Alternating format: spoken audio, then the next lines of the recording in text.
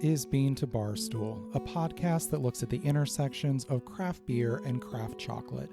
My name is David Nilsson. I'm a professional beer writer and an advanced cicerone, and the creator and host of this show. The music for this episode is by my dear friend, indie folk musician Anna P.S. You can find out more about Anna's music in the show notes or at her website, annapsmusic.com. You can find links and information about our guests in the show notes as well. I hope you enjoy this episode of Bean to Barstool.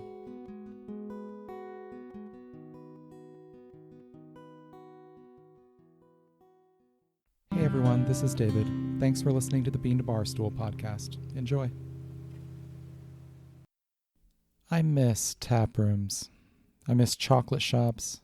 I miss coffee shops, bars, restaurants. I miss getting to lead tasting events, something I was doing several times a week before last March. I miss London Co., the woman who introduced me to Bean to Bar chocolate, and in whose company I am reminded that chocolate is essentially a magic elixir that delivers happiness and self-discovery to receptive tasters. I miss tasting flights of beer at breweries, each 5-ounce sample offering a separate world of flavor as I scribble notes. I miss taking photos of perfectly poured beer, and I even miss wrestling with my social anxiety as I try to ignore the stares of curious strangers who are wondering why I'm photographing beer instead of drinking it. I miss travel so much. I miss that first bleary-eyed day in a foreign city after passing the dark hours miles above the earth, unable to sleep, and touching down as a new world wakes up to another day. I miss the ineffably subtle differences in the way a new land smells and the quality of its sunlight. I miss letting friends taste my beer and trying theirs, no thought of risk, the past glass a statement of casual intimacy. I miss the first sip of a new pint and telling a friend they have to try it. I miss going to beer festivals with friends and doubling or tripling the samples you get to taste because you'll all try each other's beers. In Bruges, Belgium, years ago, we passed a laughter-filled evening with total strangers, including a jovial rabbit hunter for whom this was his local bar, and an attractive older couple from Italy who spoke little English. As the hours disappeared, along with social inhibitions, glasses were passed around to be sampled from. When we passed the couple on the street the next day, we all looked away bashfully. The intimacy of the bar where our lips that didn't share language had been allowed to share a glass didn't carry over to the light of day. And that's the kind of thing that will likely never happen again. I miss tasting chocolate or beer somewhere besides my house, and I miss doing it with people. Virtual events are a ton of fun, and the last year and a half have opened up so many new possibilities for the types of online experiences we can have together. But those can't fully replace being in a room together, opening our senses to the same experience. I miss normal. Will things ever get back to that? Things are opening back up, and we've been able to visit some of our favorite local breweries, though we've mostly been sticking to patios so far. I finally saw my friend London recently, who was faithfully sharing the good news about good chocolate at Dayton's 2nd Street Market. But our fight against COVID isn't over, and I don't know when it will feel safe to reclaim all those experiences I miss so much. This podcast was born during the pandemic, and it's been one way for me to share the tasting experience with all of you. Bean to Barstool turns 1 year old this month, and today we're going to talk about tasting good beer and good chocolate, and we're going to imagine doing that together. Our senses are made of magic, or at least really, really cool science. So open a beautiful beer, unwrap some decadent chocolate, and let's use our senses to reach across the miles and experience something together. Shortly after the COVID pandemic began late last winter, rumors began circulating of a strange symptom that accompanied the poorly understood illness. Those who contracted the virus were losing their sense of smell and sometimes taste, even when they didn't have other severe symptoms. When the sense of smell came back, it was sometimes altered. Anosmia is the partial or total loss of one's ability to smell. Parosmia is the distortion of one's sense of smell. Ageusia is the loss of one's ability to taste. Because I work in food and drink, these accounts worried me, but since the early stories I heard said those senses came back at full strength after a week or two, I didn't really worry too much about it. I was more concerned about parosmia, but even then, the odds didn't look bad. Then, early last summer, I found out something that absolutely chilled me. Anosmia and parosmia could be permanent, or at least very long-lasting. I went into my room, sat down on the floor against the wall, and started to panic, breathing hard. I could not lose this thing I love. I was terrified, and I stayed terrified, dealing with elevated anxiety and bouts of depression until I was able to get vaccinated this spring, though I'm still dealing with the residue of that fear. I process so much of my world through smell and taste, and through their love child, flavor. It's inaccurate to call the process of enjoying beer or chocolate or other indulgences a tasting. In reality, we engage all 5 senses in the tasting process, but even flavor, something we typically think of as purely related to our sense of taste, is actually an alchemy of several different senses working in concert, most significantly smell and taste. Most of what we perceive as flavor is really coming from our sense of smell, and that's why anosmia scared me to death. We often use the words flavor and taste interchangeably, but they actually refer to 2 different things. Taste is one component of what we call flavor, but because of the way the brain synchronizes our senses to make things simpler and more efficient for us, we often think our taste buds are doing everything. Let me explain how this works. Smells get processed in our olfactory bulb, the base of the brain. What we normally think of as smelling when we breathe in through our noses to detect aromas is called orthonasal olfaction. But it's not the only way we smell things, and the second, known as retronasal olfaction, is the key to flavor. There's a passageway in the back of our throat that also leads up to the olfactory bulb. This passageway is what allows us to pass air from our lungs to our noses and vice versa, but it also plays a critical role in flavor. When we take a food or drink into our mouths, maybe a piece of Dominican dark chocolate with bright fruity notes or an Irish stout with coffee-like characteristics, aroma compounds from that food or drink travel up our retronasal passageway to our olfactory bulb, and then our brains do something very curious. They make us believe we're tasting those aromas on our tongue. In reality, we only taste a few basic things with our taste buds.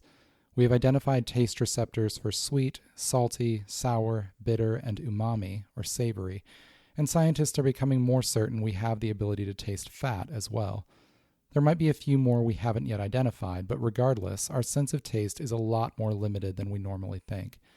Everything else we detect, the thousands of flavors we can identify in food and drink, is informed by our sense of smell. To save us the cognitive trouble of consciously processing 2 senses at the same time, our brains just make us believe we're tasting it all. A great way to illustrate this is with flavored jelly beans. I used to love to do this during educational in-person tastings. Grab one of those little mixed bags of gourmet jelly beans and you can try this for yourself. Pick a jelly bean at random without knowing the flavor. Don't smell it. Pinch your nose firmly shut and hold your nostrils closed. Put the jelly bean in your mouth and chew. Because your closed nostrils prevent air movement to and from the olfactory bulb, you're effectively cutting off your sense of smell, leaving you with only taste. And the only thing you should be able to taste in that jelly bean is sweetness. Release your nose and you'll instantly get a flood of flavor, and you'll likely be able to identify it as cherry or watermelon or s'mores or whatever. It will feel like you're tasting it, but you just proved you're smelling it. Doing both together is flavor. When I would do this with classes, I would start by giving them a cinnamon jelly bean and walk through this process. Later on, I would redo the experiment with another red jelly bean, and with their noses pinched, I would ask if now that they knew it was cinnamon, could they kind of taste it? Inevitably, a few heads would nod. I would tell them to release their noses, and that one was strawberry, further proving the point and also demonstrating how suggestion can impact the tasting experience. I saw an article recently expressing with wonder that all Skittles are actually the same flavor. The only thing they change is the aroma. I rolled my eyes at this highly misleading reveal because, again, aroma is most of flavor. You could absolutely do the same experiment above with Skittles instead of jelly beans. Because our brains simplify things for us in this way, it can lead us to largely disengage from our sense of smell in everyday life. We're used to identifying everything related to food and drink through our sense of taste, and that has allowed our vocabulary for aroma to atrophy. I hear from people all the time that they don't have a good sense of smell and so will never be a good taster. In reality, most of us have about the same ability to smell. The problem is that most people have never developed an expansive vocabulary for aromas. The project of becoming a good taster, whether it's with beer, wine, chocolate, coffee, or something else, is undoing the shortcuts our brain offers automatically and learning instead to consciously parse with any given food or drink what is smell, what is taste, and what are we identifying with each. Just as our brains take retronasal olfactory data and synchronize it with taste, the brain does something similar when we smell orthonasally through our nostrils without tasting it yet. We addressed this some in episode 21 about honey. Our sense of smell cannot detect basic tastes, but you've probably smelled something before and thought, this smells sweet, or that smells sour. Our brains learn to associate sensory inputs that are normally found together. When you smell something that smells sweet, you're not smelling sweetness itself. You're smelling an aroma that your brain has learned to associate with the presence of sugar. Fruit, maple syrup, honey, or even chocolate itself are all great examples. We smell the aromatic compounds released by these foods. Our brains remember them pretty much always being accompanied by sugar, and so they tell us sweet, even though that's not something you can actually smell. This matters when tasting beer or chocolate because aromatic compounds that signal sweetness to our brains might not be accompanied by a corresponding level of residual sugar in either of those items.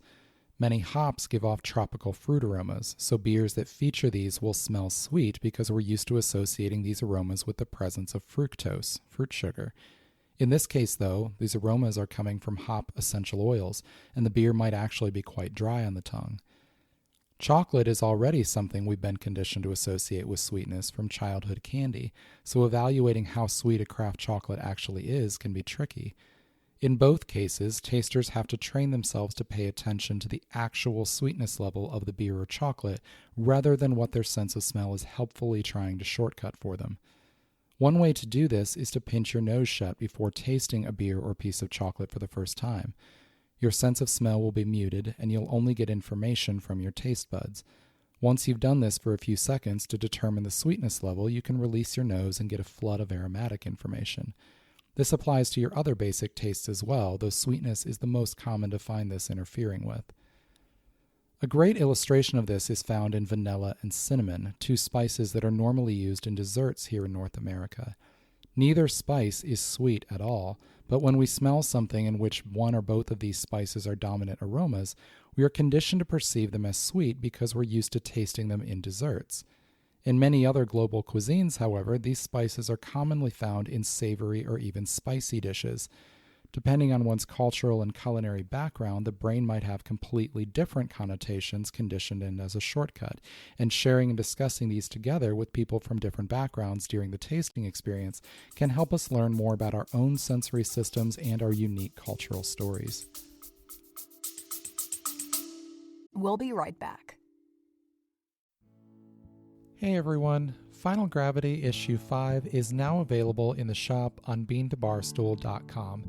This 5th issue of our zine telling personal, human-centered stories from the world of beer is full of great articles. Bano Segudu tells the story of the South African beer style Umkombothi, poignantly explaining its role in her culture and the importance in her family's celebrations and milestones.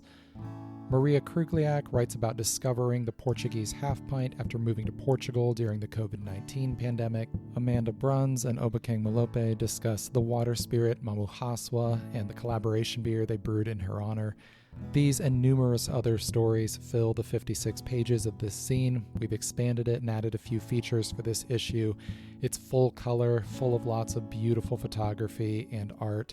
Definitely check this out. It's on beantobarstool.com/shop. You can purchase this issue or subscribe, and you can always support us on Patreon and get extra perks as well. Cheers.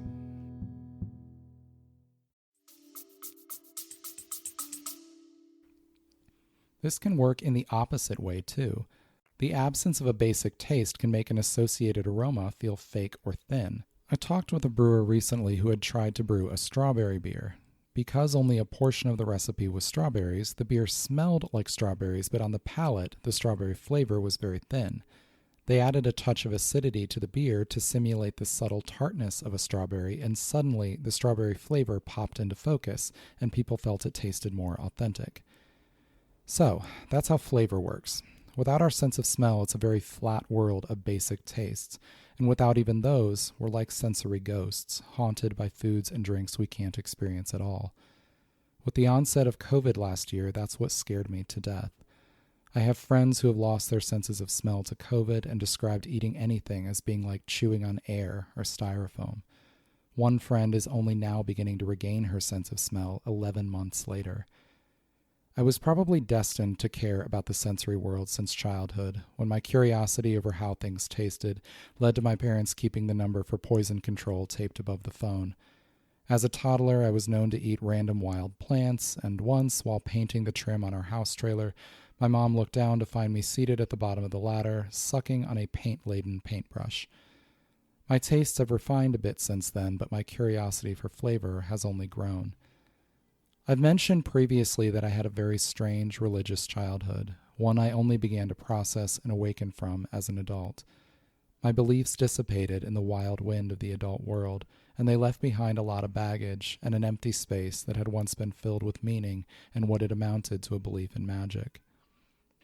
As I fell in love with craft beer in my 20s and eventually bean-to-bar chocolate in my 30s, and as I grew in my proficiency as a home cook, I noticed something curious happening. The role faith had once played in my young life of pushing me to explore my identity and experiences, contemplate my world, and experience wonder and connection to something bigger than myself, was now transferring more and more to my senses. The quest for the eternal had become a celebration of the ephemeral. A significant part of this has to do with the connection between our chemical senses of smell and taste and deeper aspects of who we are. Our olfactory bulb interfaces with our amygdala and the other structures of our brain's limbic system, which we believe is also the primary processing center for emotion and memory. This is why scents can be so evocative, provoking emotional reactions, calling up memories, and stimulating imagination, which to my mind is just the crafted memory of a thing we haven't experienced yet in real life. This connection to memory and emotion can be a tremendous tool in helping us improve our vocabulary for aroma. If we pay attention to what we're remembering and feeling, it can help us narrow down what we're actually smelling.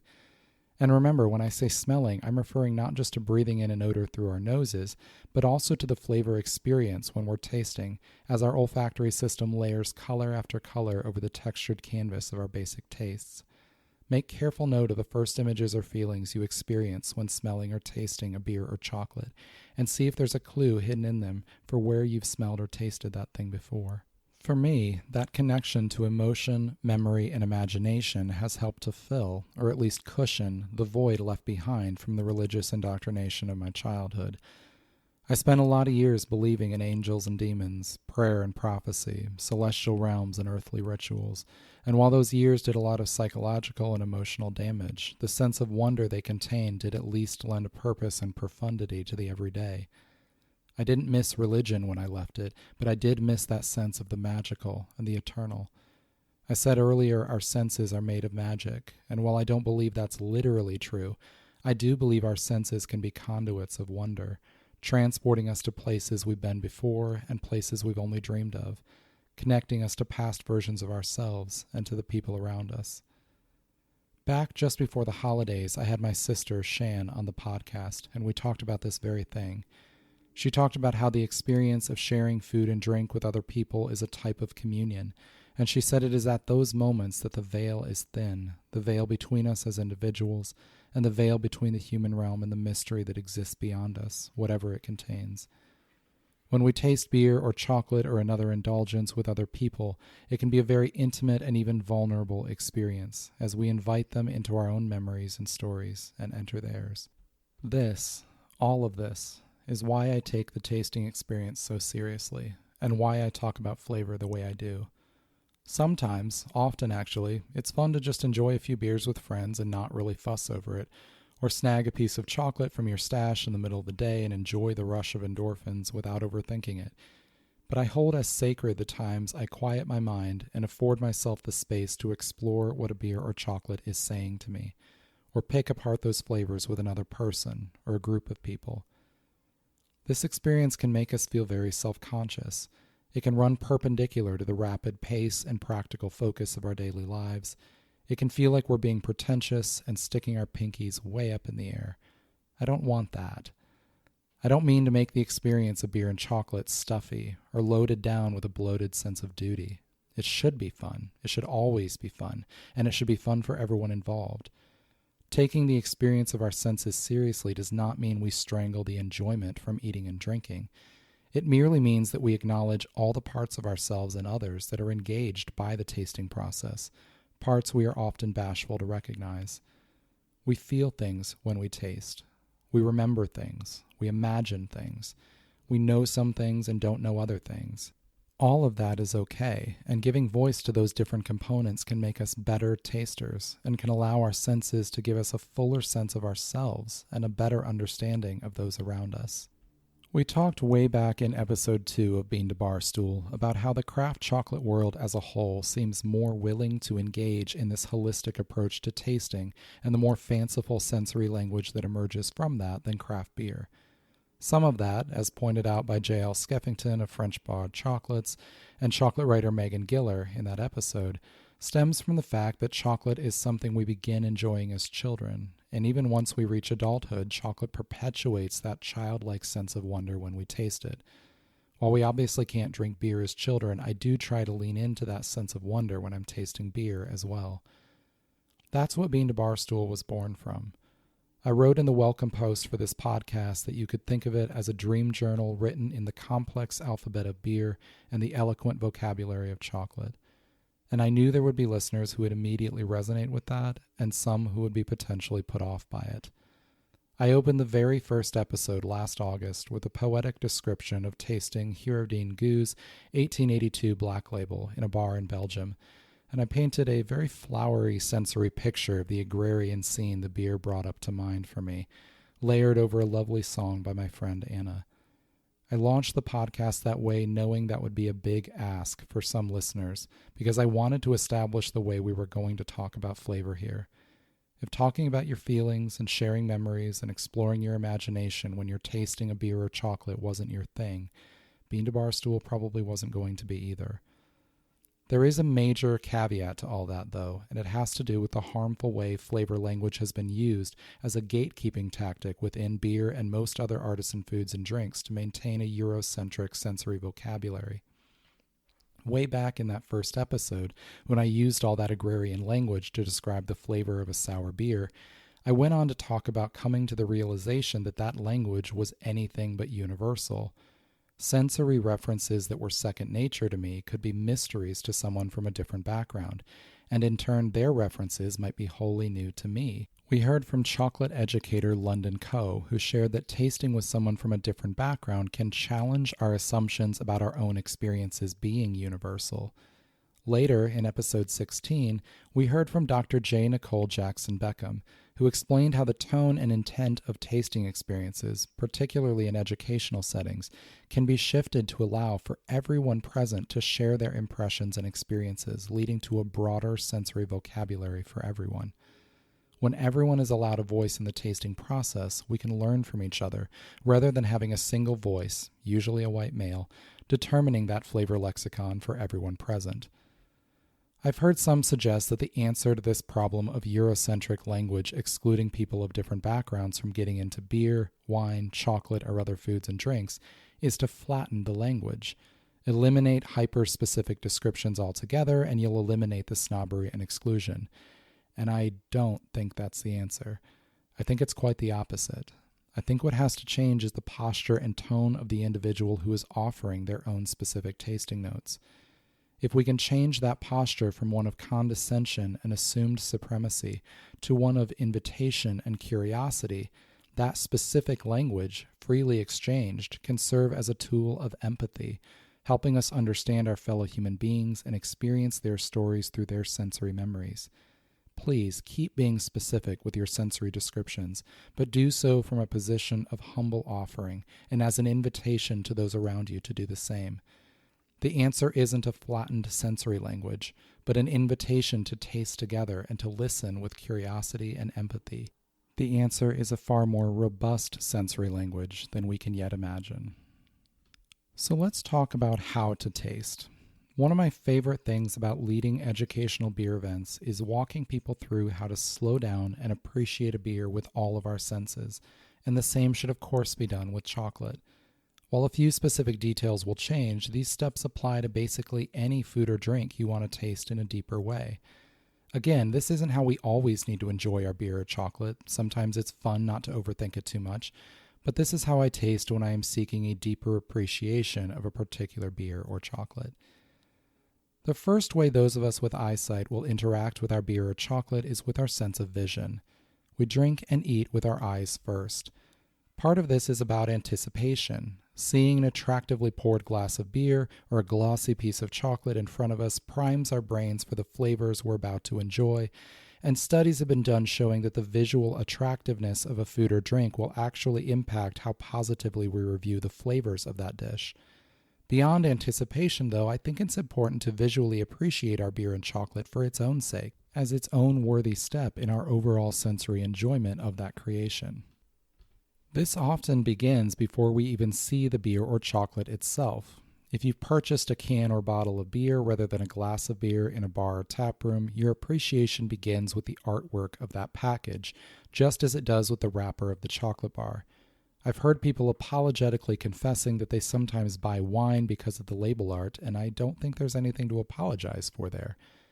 Learning about beer or chocolate to make more informed purchasing decisions is great, but it doesn't remove the influence and enjoyment of beautifully designed artwork that helps to tell the story of that beer or chocolate.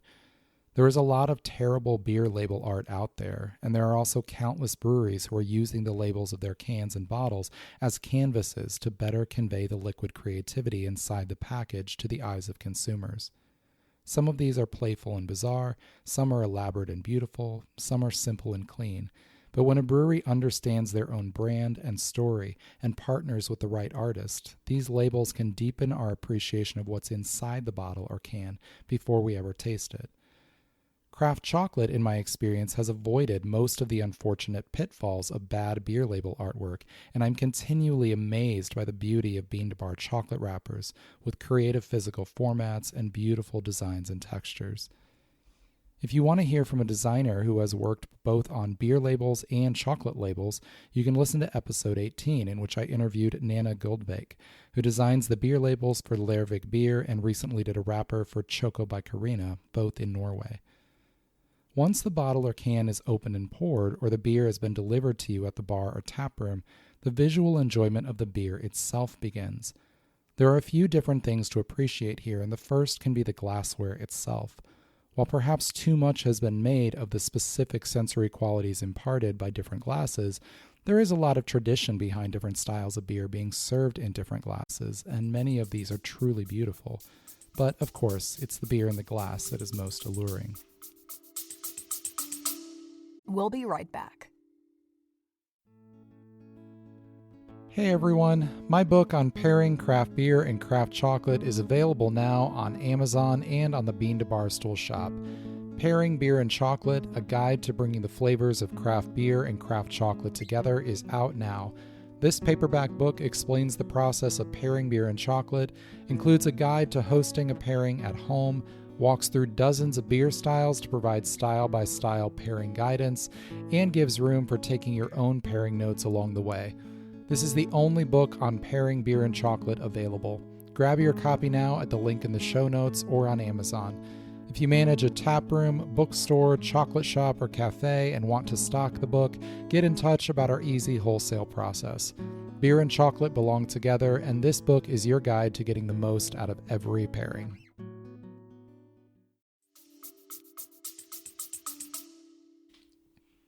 When we look at a properly poured glass of beer, we're going to notice a few things simultaneously: color, clarity, and head formation. The color of almost any beer comes entirely from the malts used in its production, though there are exceptions. I had a beer last week made with beets, and it was a vibrant shade of pink. The typical colors of beer derived from the malt recipe range from pale straw through yellow to gold, before sliding into shades of copper and amber, taking on red and bronze before moving eventually into an array of browns, darker and darker to where it appears true black except in direct light, when the thick curtains part and hints of red and brown are betrayed in the depths. Most beer styles are ideally quite clear, allowing the light to catch the beer's color and shine. I think of an amber-colored Marzen lager in the autumn sunlight during Oktoberfest season, or the simple gold of an American pale ale belying the complexity of malt and hop flavors inside, or even that popping pink on the beet ale expressing the earthy roots beneath its name. Some beers, however, can be intentionally hazy or opaque, like the cloudiness of a German Hefeweizen or the juice-like sheen of a New England IPA. And the foam on top? Contrary to popular misconception here in America, that head of foam is definitely supposed to be there, providing an appealing visual contrast to the body of the beer, breaking CO2 out of solution to make the beer more palatable, and releasing enticing aromatics as it leaves the beer. The foam can range from fluffy and pillowy to dense and crema-like. Think of it as the latte art of the beer world. While they are often derided, it was popular for a couple years for brewers to brew glitter beers, beers with edible glitter added that would swirl in the depths of the glass. While I certainly don't want all beers to sparkle, I actually thought these were kind of fun, especially because it got people to slow down and pay attention to their beer. I expressed this opinion on Twitter a while back, and a friend of mine at Fifth Street Brew Pub in Dayton brewed a glitter beer in my honor and named it the Nilsson Effect. The same attention to appearance should be paid to chocolate.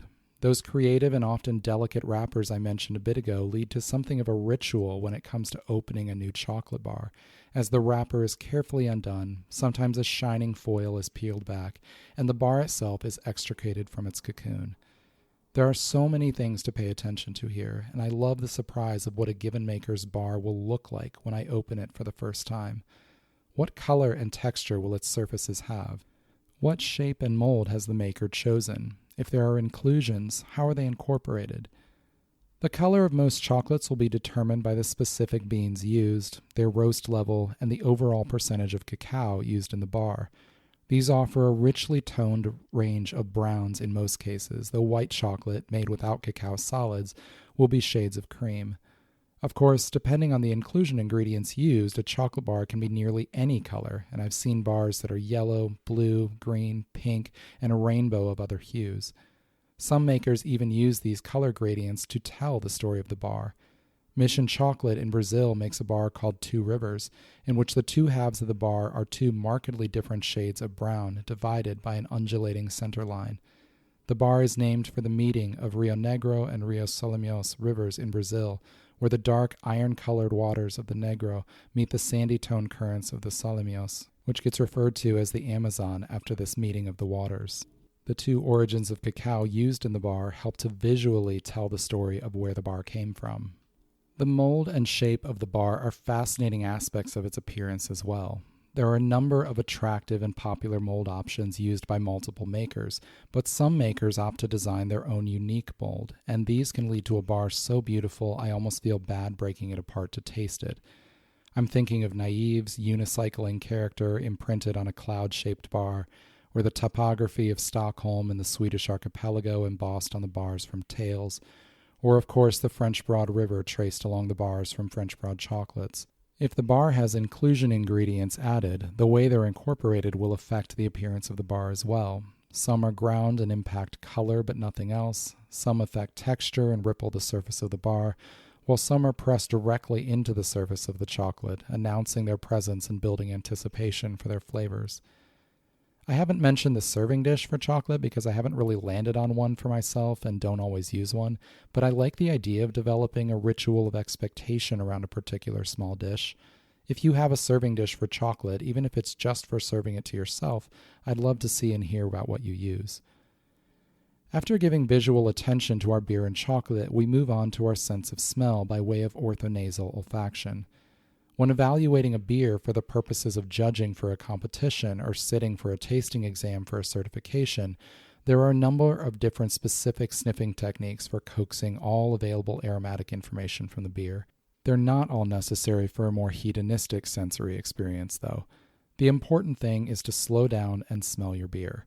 You can experiment with different techniques or reach out to me if you want to hear the steps we use most often when doing technical evaluations, but mindfulness is more important than any particular process.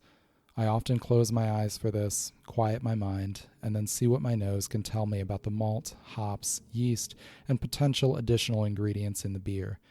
I listen to my memories and imagination and allow my mind to wander to any image that comes to mind.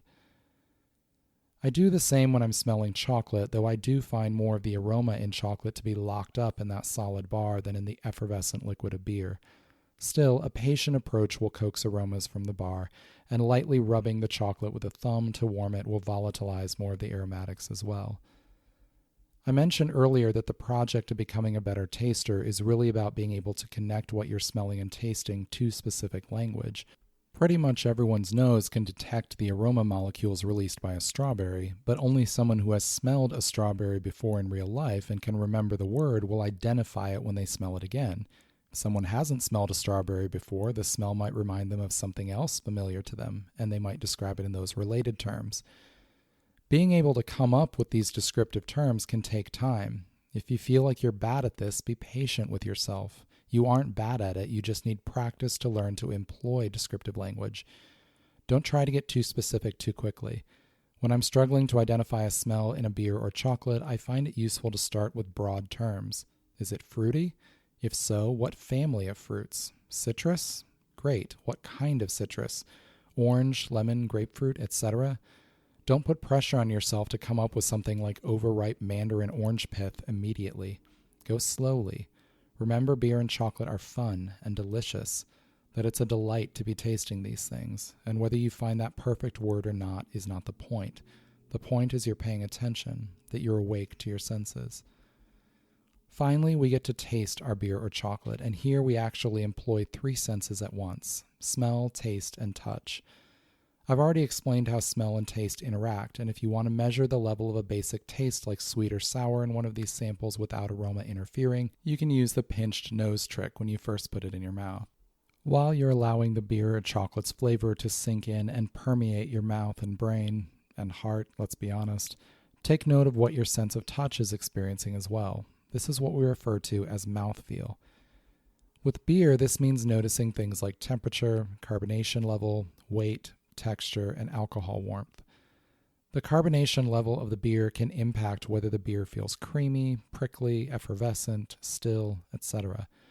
The carbonation level can also impact our perception of other sensory aspects of the beer, with higher carbonation generally accentuating our perceptions of bitterness and dryness. The weight of the beer can be a tricky thing to accurately evaluate because it is influenced by subconscious perceptions. People tend to think of darker beers as heavier than lighter beers, but the color of a beer has absolutely nothing to do with its finishing gravity, the literal weight of the beer. Dark beers can be extremely light-bodied, and pale beers can be very full and heavy. The heaviness and fullness of a beer have to do with the amount of residual sugar and protein left behind after fermentation, and color has nothing to do with that. It's not really necessary to parse all of that while tasting, though. Just get a sense of how the beer feels in your mouth and feel free to assign some words to that without worrying if they're technically accurate. Chocolate offers a different set of mouthfeel sensations from beer while you're enjoying its flavors, including, of course, the texture of the chocolate itself, but also the pattern of the mold, the thickness of the bar, the pace and process of the melt, and the influence of any inclusions. The silky creaminess of a dark milk bar offers a different delight from the crunchiness of a bar with added nibs, or the varying textures of different fruits or other ingredients. One of my favorite things to do as soon as I pop a piece of chocolate into my mouth is feel all the contours of the piece with my tongue, from the rough edge of the break to the smooth surfaces and any unique patterns of the mold. On a bar with a special mold like the ones I mentioned earlier that tell part of the story of the bar, I like to trace those patterns with my tongue and feel like I'm seeing them with a totally different sense, walking a map in my mind, its edges dissolving into curves, its surface slowly melting into nothing and releasing the land's memories as flavor along the way. After swallowing the beer or chocolate, I engage my sense of smell one last time by closing my mouth and breathing out through my nose, giving my olfactory bulb one more kick of aroma to glean any last secrets from it. The last sense to talk about is hearing. This is a funny one. We use our sense of hearing more than we realize during eating and drinking, though much of it is subconscious. The noises of food preparation, from the sizzle of cooking to the sound of pouring a drink into a glass, can build anticipation much like our sense of sight does. And even while we're chewing chocolate or swishing beer, our sense of hearing is picking up information about texture. With chocolate specifically, we can consciously engage our sense of hearing by paying attention to the snap of a bar when we break off a piece, which can tell us something about the tempering of the bar and the expected texture, but more than anything serves as a fun ritual before tasting. The way we really engage our sense of hearing while tasting, though, is by doing it with other people and sharing our experiences as we go. That might sound like a gimmick, but I mean it with absolute sincerity. Our sensory experiences are gateways to entire worlds within us, worlds of memories and experiences that have been informed by where we've lived and the places we've been, the cultures we've been a part of in our homes and broader communities, our ethnic and religious and socioeconomic backgrounds, and the singular traits that make us unique individuals. When we approach the tasting experience with curiosity and vulnerability, we can listen to those around us share their inner worlds and share ours with them. This is such an important part of tasting beer and chocolate thoughtfully. Sometimes we taste with friends and sometimes strangers, sometimes in formal classroom settings and sometimes casually in a tap room or chocolate shop, sometimes at home with an intimate gathering, sometimes alone. Tasting experiences are as varied as beer and chocolate themselves, and I'm continually amazed by the unexpected settings where I've found myself enjoying a beer or chocolate. From sipping Trappist ales in a Catholic church basement to savoring a garlic-infused white chocolate in an art gallery, from drinking sour apricot ale with a friend in a cemetery watching the stars long after dark, to taking comfort from a pine-infused dark chocolate on a bitter winter night in the woods, from drinking rustic lager on a working farm with Hungarian Mangalitsa piglets running around, to tasting a caramel milk chocolate while soaking wet on the coast of Iceland in the face of a hellacious winter storm. Tasting experiences are as varied as beer and chocolate are. Like I said at the beginning of this episode, I miss all those varied settings and new memories, though we're slowly getting to make them again. But even before the pandemic, so many of my favorite moments came at home, tasting beer and chocolate alone or with my wife and daughter, and that'll never change. When I taste at home, I want to respect my senses enough to set the scene a bit, to put my body and mind at peace and allow the moment to come to me.